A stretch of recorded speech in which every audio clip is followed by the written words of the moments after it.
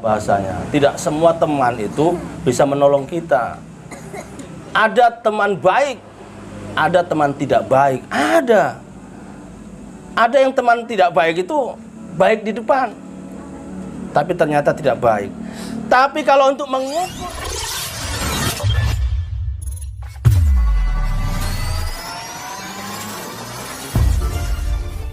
kalau misalnya ada pemuda-pemuda yang maksiat, narkoba, miras, kemudian kita nggak bisa cegah karena memang bukan wilayah kita mencegah. Tetapi kalau ada pemuda-pemuda yang mengadakan pengajian Islam, kalau tetangga itu mendukung, Masya Allah, dukung saja itu loh, sudah kecipratan pahala, apalagi masuk ke dalam pengajian ini, Masya Allah. Jamaah yang dirahmati Allah SWT, itu perkenalan ya. Temanya tadi apa? Islam sebagai solusi. Ya, baik. Dua hari atau sehari yang lalu diminta panitia Ustadz mengisi pertama di pengajian kedai kopi, kedai pemuda Al-Amin. Oh ya, siap insya Allah. Jadi temanya diambil saja, Islam is the solusi. Ya, Islam adalah solusi. Jamaah rahimakumullah, insya Allah kita hidup pada masa sekarang itu luar biasa rasanya, Pak. Iya. Kenapa bisa luar biasa? Karena di luar kebiasaan. Kita mau apa-apa itu harus berpikir dua kali. Kita mau bekerja juga butuh modal yang besar. Kita mau buat pengajian juga kita harus berpikir dua kali. Karena kita masih ingat di tanah Jawa sana, di Jakarta misalnya atau di daerah sekitarannya itu ada pengajian yang memang tidak boleh. Coba pengajian tidak boleh. Berarti kalau pengajian dilarang, harusnya juga maksiat itu harus dilarang juga. Ya kan, harusnya begitu. Iya. Itu kalau betul-betul melarang tuh. Tapi tidak ternyata.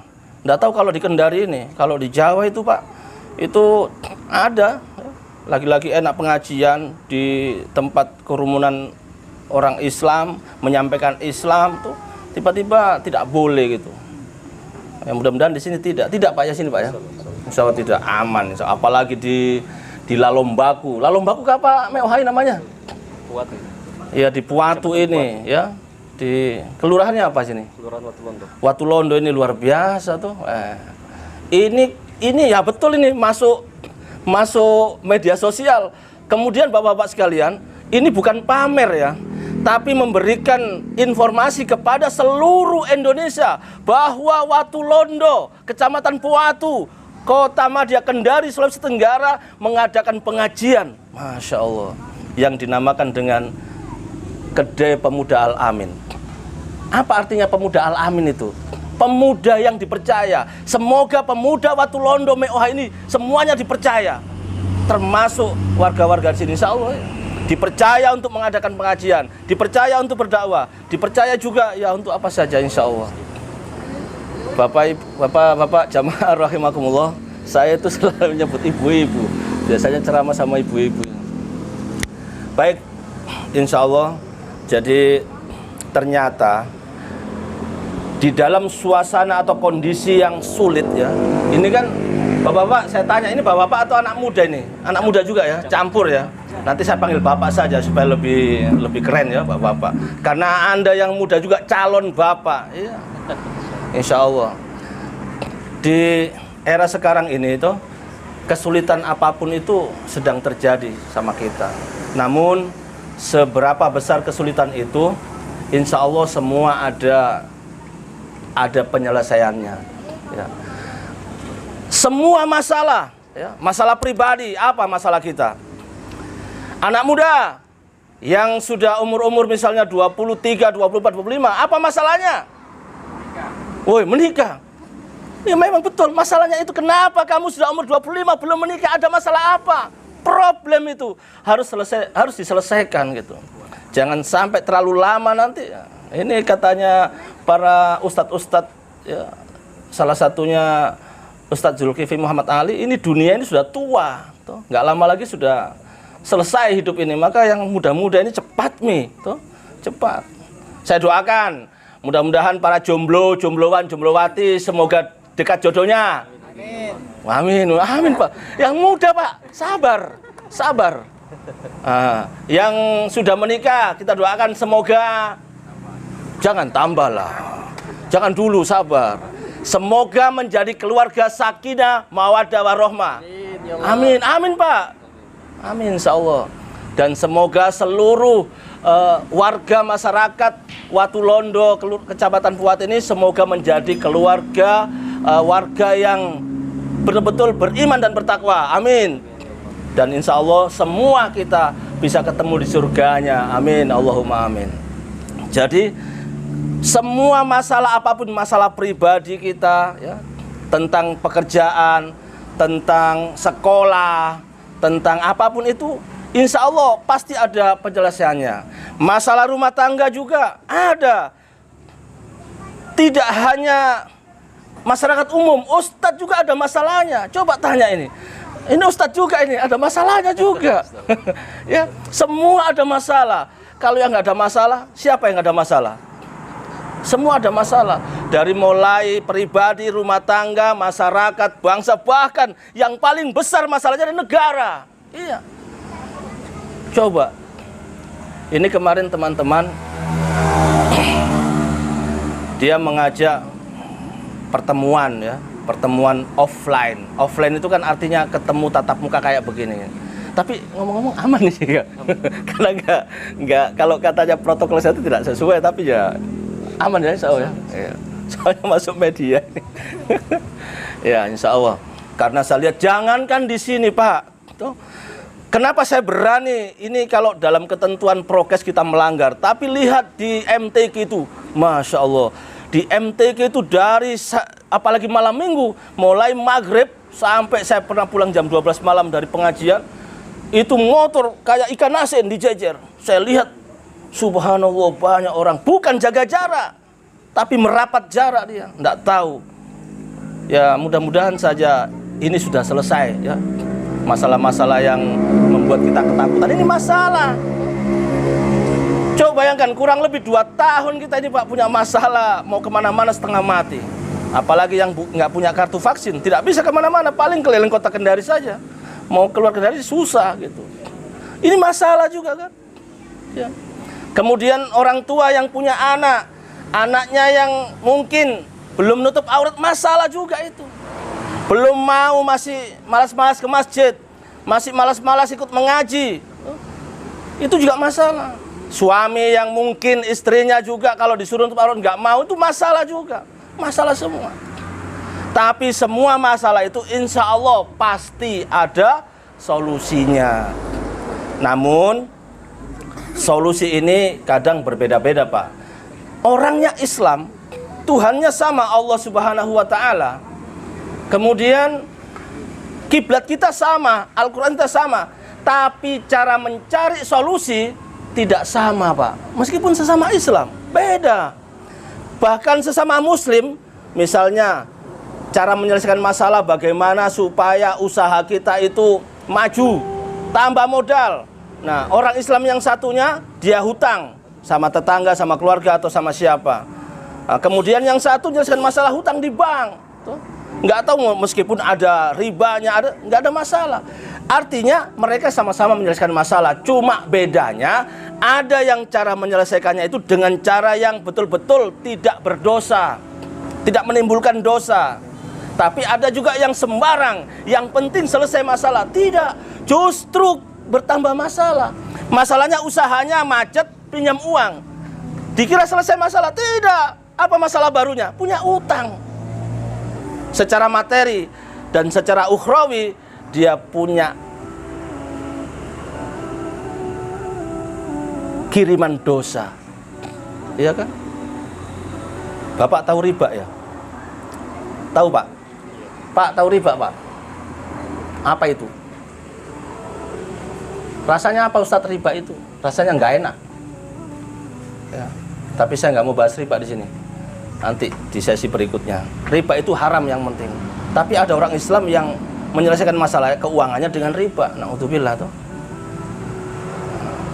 Jamaah rahimakumullah. Jadi intinya kehidupan itu semua banyak masalah.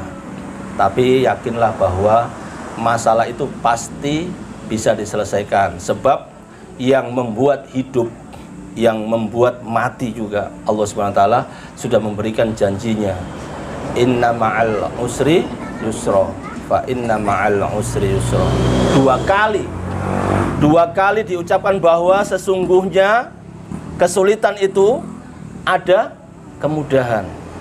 Intinya gini loh, orang yang optimis dia akan mencari meskipun setitik peluang dalam semua kesulitan. Sulit, iya, susah, benar. Tapi dicari ada nggak peluang dalam kesulitan, ada nggak peluang dalam kesukaran itu. Ternyata ada. Cuma kita mau nggak mengambil peluang kemudahan itu dengan cara bersabar. Kadang orang nggak sabar, Pak. Ingin mau cepat punya motor, ingin mau cepat punya mobil, ingin mau cepat menikah misalnya. Dia buat caranya sendiri. Ini tuh justru bukan menyelesaikan masalah, nambah masalah. Jamaah pengajian pemuda Kedai Al-Amin yang dirahmati Allah SWT. Kemudian yang kedua, ini waktu saya berapa menit ini? Sudah 17 menit ini, berapa menit? Sampai capek, Ustaz.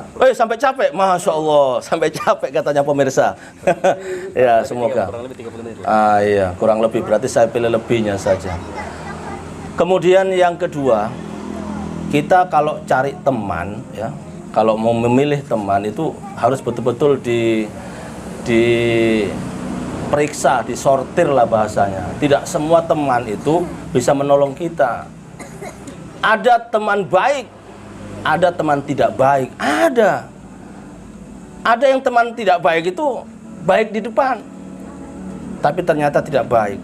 Tapi kalau untuk mengukur teman baik atau tidak baik, itu kalau pakai hawa nafsu, maka teman yang baik bisa jadi tidak baik. Dan teman tidak baik, musuh, bisa jadi kawan baik. Kenapa? Karena hawa nafsu dipakai mengukur. Makanya orang-orang Islam yang beriman, untuk mengukur baik dan buruk, tidak boleh pakai hawa nafsu, Pak. Tidak boleh. Harus Islam, harus Al-Quran yang dipakai mengukur. Itu baik apa tidak? Coba bayangkan ya.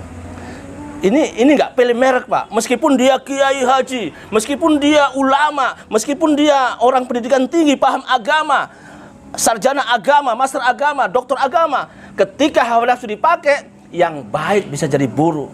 Dan ini terbukti secara nyata, Pak. Itu waktu saya tinggal di suatu tempat itu, kiri kanan saya ternyata orang yang menjual makanan dan minumannya haram. Iya. Ya, saya nggak sebut namanya karena nanti takut nanti kena melanggar kode etik jurnalistik ya katanya itu. Kena delik aduan nanti. Jadi dan yang anehnya yang menjual makanan dan minuman yang haram itu adalah orang yang ya katakanlah paham hukum. Coba itu.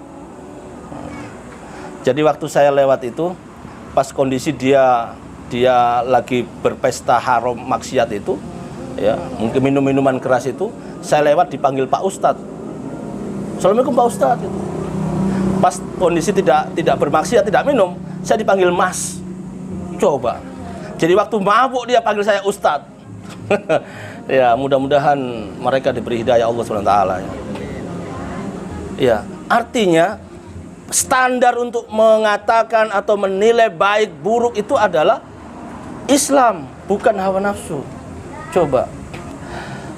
Nah, contohnya begini, dalam Al-Quran ya, ini penting Pak ya. Surat Ali Imran ayat 118 atau 118. Ini ada 4 hal yang Allah sampaikan kepada umat manusia, khususnya kita semua yang ada di sini. Yang Allah mengatakan dalam firman-Nya, A'udzubillahi minasyaitonirrajim, ya ayyuhalladzina amanu la tattakhidu bitanatan min dunikum la ya'lunakum khabala waddu ma'anittum qad badatil baghdha'u min afwahihim wa ma tukhfi suduruhum akbar qad bayyana lakumul ayati in kuntum taqilun. Shadaqallahul azim. Ini ayat kalau diurai Pak, kita mungkin langsung kaget. Apalagi yang baru mendengar ini ayat. Yang pertama Allah serukan kepada orang-orang beriman, ya ayyuhalladzina amanu, hai orang-orang yang beriman, orang yang yakin, orang yang percaya. Apa seruan Allah ini? La tattakhidu bitanatan min dunikum. Janganlah kalian menjadikan teman dekat, teman setia dari kalangan orang-orang di luar kalangan kita. Coba. Jadi Allah melarang orang-orang beriman untuk menjadikan teman dekat orang-orang di luar kalangan kita. Kita tahu maksudnya toh? Tahu. Iya. Ini supaya amanin pengajian ini. Ya begitu Pak, insya Allah. Jadi orang beriman tidak boleh menjadikan orang di luar golongan kita, kalangan kita sebagai teman dekat, teman setia, ya? Apalagi menjadi wakil kita misalnya. Kenapa Allah Subhanahu Wa Taala melarang? Karena ada 4 hal. Ada 4 perkara yang harus kita tahu malam ini. Mau tahu Pak ya? Mau. 1. La ya'lunakum khobala. Karena mereka selalu menyusahkan kamu. Coba. Ya nggak usah saya jelaskan lah, Bapak merasakan sendiri. Mereka itu menyusahkan kita. Yang kedua, waddu ma'anitum. Dan mereka menginginkan kehancuranmu. Coba. Jadi wajar ya, kalau ada saudara kita, saudara seiman kita yang di belahan dunia sana, mereka mengalami persekusi, mereka mengalami kriminalisasi, ditangkapi, bahkan dibunuhi. Ya, kita melihat sendiri faktanya di negeri kaum muslimin yang lain. Mereka mengalami penindakan kezaliman, pembantaian dan segala macam. Ayat ini mengatakan mereka menginginkan kehancuranmu. Dan yang ketiga, qad badatil baghdha'u min afwahihim. Telah nampak kebencian dari mulut-mulut mereka. Ini yang baru-baru ini, belakangan ini kita rasakan. Dari mulut-mulut mereka nampak kebencian. Ya. Mungkin orang menganggap dirinya Islam, paham Islam, tapi menjelekkan Islam. Coba naudzubillah. Bahkan memberikan solusi dengan masalah. Ini yang baru-baru kami sampaikan juga di jamaah pemirsa yang di seluruh tanah air. Kami menyampaikan kepada wakil kami di DPRD kota maupun provinsi bahwa ada penyelesaian masalah, ada solusi tapi dengan masalah. Apa itu? Ini kan khususnya di Kendari dan lebih khusus lagi di perguruan tinggi, di kampus Pak, itu banyak tindakan-tindakan kekerasan seksual ya. Makanya diberikan solusi penanganan pencegahan kekerasan seksual PPKS. Dengan mulut mereka, dengan ilmu mereka, dibuatlah solusi. Tapi setelah solusi itu diadakan, para pakar, para ulama, para ahli tentang hukum, ada poin-poin yang ternyata masalah. Apa masalahnya? Saya jelaskan sedikit di sini. Dalam pasal 5 misalnya Undang-Undang Permendikbudristek nomor 30 tahun 2021 kemarin, khususnya di pasal 5. Itu ya, saya nggak begitu hafal, tapi intinya gini. Kalau ada laki-laki kemudian dia menjahili ya, perempuan yang bukan muhrim, entahkah dia, mohon maaf sebelumnya, entahkah dia memegang, yang macam-macam itu, kalau perempuannya ini dia terima, no problem. Tapi kalau perempuannya nggak terima, itu bisa dilaporkan, bisa jadi delik hukum. Artinya laki-laki bisa ditangkap dan dihukum karena korbannya tidak terima, dia menolak. Tapi kalau korbannya terima, diam, maka tidak ada masalah.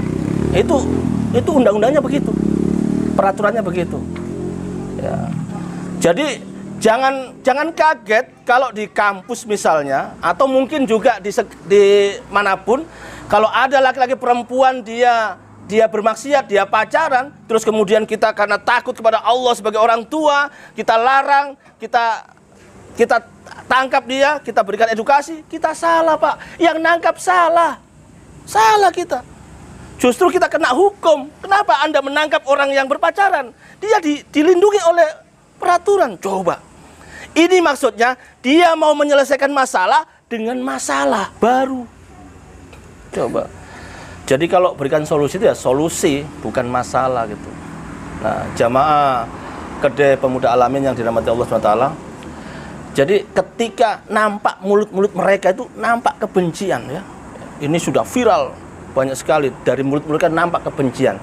Itu yang dilihat, yang didengar, yang dirasa. 3. Yang pertama, mereka menyusahkan kamu. Yang kedua, mereka ingin menghancurkanmu. Yang ketiga, dari mulut-mulut mereka nampak kebencian. Ada satu lagi yang kita tidak lihat, kita tidak rasa, kita tidak dengar, tapi Allah tunjukkan dalam Ali Imran 118. Apa itu? Jadi kalau yang tadi itu kita dengar Pak, kita rasa, baik dari berita, dari manapun, dan dari rasanya betul hari ini kita rasakan. Tapi ada yang tidak kita lihat, tidak rasa, kita dengar, tapi Allah tunjukkan dalam ayat ini yang keempat. Apa itu? Wa ma tukhfi suduruhum akbar. Dan di dalam hati mereka kebenciannya jauh lebih besar. Iya. Jadi Allah tunjukkan mereka itu benci, sangat benci terhadap orang-orang beriman. Makanya Allah tunjukkan. Makanya Allah larang menjadikan mereka di luar kalangan kita sebagai teman dekat, teman setia, apalagi menjadi orang kepercayaan, tidak boleh. Kemudian ayat ini diakhiri dengan qad bayyana lakumul ayati in kuntum taqilun. Sungguh kata Allah, telah kami jelaskan ayat-ayat kami jika kamu mengerti. Jadi kalau orang beriman kemudian dijelaskan sama Allah, mengerti, alhamdulillah. Yang susah ini yang tidak mau mengerti. Yang kepala batu, orang bahasa sini Pak, ya, kepala batu. Makanya di ayat berikutnya kata Allah 119, ha antum, begitulah kamu kata Allah. Ini kalau bahasa saya ya, itu diejek kita sama Allah itu. Ha antum, begitulah kamu. Ula itu hibbunahum, kamu suka sama mereka. Wala tuhibbunakum, padahal mereka tidak suka sama kamu. Coba. Ini Allah tunjukkan dengan jelas. Makanya kalau kita mau mengerti, insya Allah kita akan pilih betul siapa teman dekat kita, siapa teman kepercayaan kita, siapa teman setia kita. Nah, kalau tidak memilih dengan baik, tidak menjadikan Islam sebagai tolak ukur menilai baik dan buruk, maka lawan bisa jadi kawan. Teman yang seharusnya sahabat jadi lawan. Sehingga jangan heran yang sudah terjadi, pengajian dibubarkan, sesama muslim saling curiga. Itu yang terjadi. Tapi insya Allah semua itu ada solusinya Pak. Ada. Tidak ada masalah yang nggak punya solusi. Semua ada. Tinggal kita mau nggak terima solusi itu. Karena yang Allah berikan solusi itu tidak main-main. Solusi yang luar biasa. Kenapa? Diawali di surat kedua, ayat kedua, dzalikal kitabul la raiba fihi hudal lil muttaqin. Di dalam kitab ini Al-Qur'an tidak ada keraguan. Supaya apa? Supaya kita yakin. Jadi kalau masih ada yang tidak yakin, maka dia mengalami kerugian yang besar. Kenapa? Allah sudah tunjukkan. Allah beri kesehatan, Allah beri penglihatan, di pendengaran, hati, pikiran, supaya tahu. Namun begitulah, ada saja memang orang-orang yang tidak mau solusi dari Allah. Dia mau buat solusi sendiri. Ya itu pilihannya, nggak apa-apa. Fa'alhamaha fujuraha wa taqwaha. Allah memang sudah memberikan dua jalan. Al-fujur, jalan buruk, dan at-taqwa, jalan yang baik. Tapi Allah berikan akal bahwa jalan yang buruk itu dia akan lewat dan masuk ke dalam neraka. Terus kemudian jalan yang baik dia masuk ke dalam surga. Semua tergantung pilihan kita. Tapi orang yang beriman, orang yang berakal, orang yang sadar pasti memilih jalan takwa, insya Allah. Bapak jamaah yang dirahmati Allah SWT, mungkin itu yang bisa saya sampaikan. Saya tambahkan sedikit, mungkin sampai bertanya-tanya pemirsa di seluruh tanah air juga, dan peserta yang ada, jamaah yang ada di sini. Berarti kita nggak boleh menjadikan orang selain orang Islam teman. Iya, memang tidak boleh. Karena kalau kita jadikan teman dekat dia, hancur kita. Kalau masih ada yang berani, dia akan mengalami hal itu.